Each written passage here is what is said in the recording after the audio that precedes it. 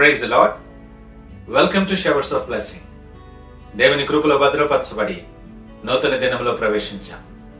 ఈనాటి దేవుని వాగ్దానం: నీ ప్రక్కను 1000 మంది పడినను, నీ కుడి ప్రక్కను 10,000 మంది కూలినను, అపాయము నీ యొద్దకు రాదు. 1,000 may fall at your side, 10,000 at your right hand, but it will not come near you. 91వ దావీదు కీర్తన 7వ వచనం. Praise God. ఈ నూతన దినములో దేవుడు మీ కొరకు సిద్ధపరిచిన ప్రతి దీవెన ఆకాశపు వాకిళ్ళు విప్పి మీ మీద కృమరించునుగాక. మరి ఒక నూతన దినాన్ని ఆరంభిస్తున్న నేపథ్యంలో ప్రేమ కలిగిన వాగ్దానము ద్వారా దేవుడు మిమ్మల్ని దర్శిస్తూ ఉన్నాడు.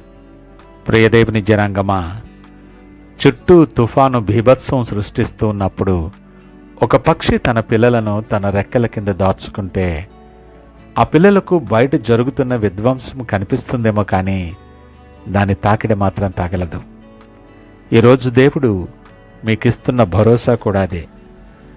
లోకమంతా అల్లకల్లోలంగా ఉన్నా సరే, 1000 మంది కూలిపోతున్నా సరే, మీరు మాత్రం సురక్షితంగా ఉంటారు. అపాయము నీ వద్దకు రాదు అని దేవుడు ఎందుకు అంత గట్టిగా చెప్తున్నాడు తెలుసా? ఆ అభేద్యమైన రక్షణ కవచం మన చుట్టూ ఎలా ఏర్పడుతుందో ఈ ఉదయకాల ధ్యానములో మనం తెలుసుకుందాం.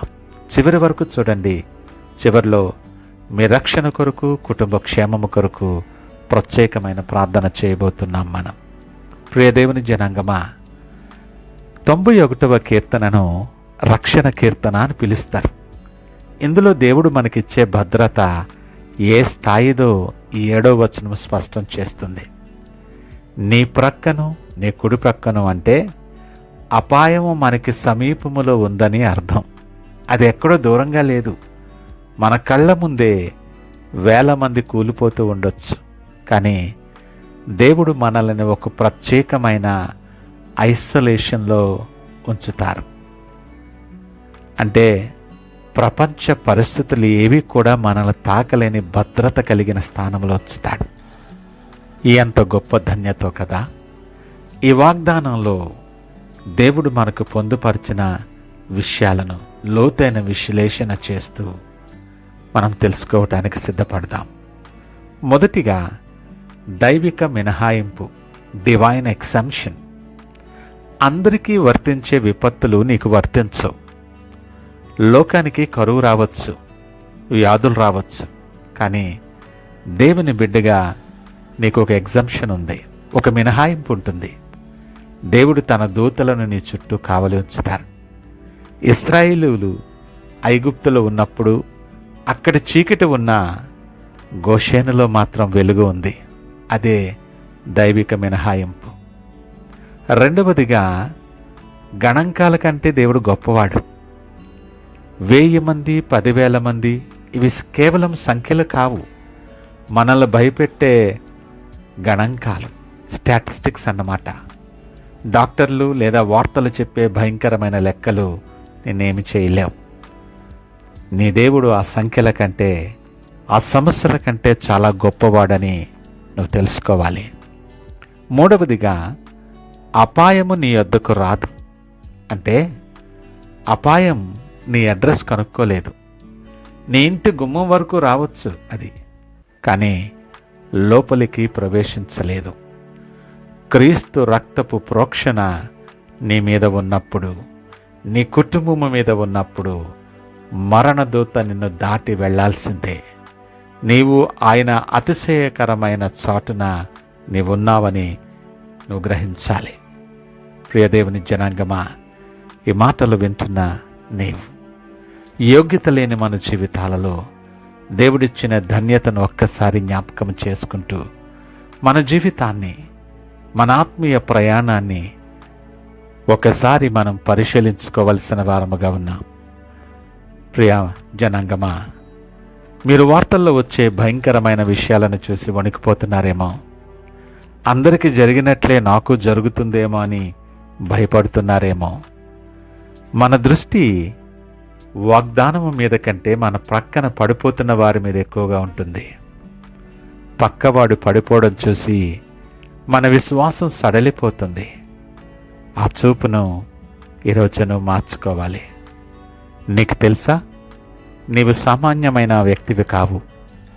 సర్వోన్నతిని చాటున్న నివసించే వ్యక్తివి. 1000 మంది కూలినా సరే నీవు నిలబడతావు. ఎందుకంటే నిన్ను పట్టుకున్నది దేవుని చేయి. కృతజ్ఞత కలిగి ఆయన వైపు చూడడానికి ఇష్టపడు. ఈరోజు భయపెట్టే వార్తలు విన్నప్పుడు వెంటనే ఈ 91వ కీర్తన 7వ వచనాన్ని బిగ్గరగా పలకండి. ప్రభా, నా ప్రక్కన 1000 మంది పడినా అపాయము నా యొద్దకు రాదు అని ప్రకటించండి. ఆ ప్రకటన మీలో క్రొత్త ధైర్యాన్ని నింపుతుంది సుమా. ఈ మాటలు వింటున్న నీవు, మీరెవరైనా ఏ పరిస్థితుల్లో ఉన్నా సరే, దేవుని రక్షణ మీ చుట్టూ అడ్డుగోడలా ఉందని మీరు నమ్ముచూ ఉన్నట్లయితే ఇప్పుడే కామెంట్ సెక్షన్లో గాడ్ ఈజ్ మై ఫోర్ట్రెస్ అని టైప్ చేయండి. మీ అంచెలంచెల విశ్వాసాన్ని చాటి చెప్పే అవకాశం ఇది. విడువను ఎడబాయను అని సెలవిచ్చిన దేవుడు ఈ ఉదయకాలం నీతో మాట్లాడుతున్నాడు. ఈ నూతన దిన ప్రయాణములో నీతో పాటు ఉండటానికి ఆయన ఇష్టపడుతూ ఉన్నాడు. నువ్వెవరివైనా ఏ పరిస్థితుల మధ్యన్నా నిన్ను విడిచిపెట్టే దేవుడు కాదు ఆయన. నీ చుట్టూ మరణ వార్తలు, వ్యాధులు, భయాలు మిమ్మల్ని చుట్టుముట్టి కృంగదీస్తున్నాయేమో. ఒంటరినైపోయానని ఆందోళన చెందుతున్నావేమో. భయపడొద్దు.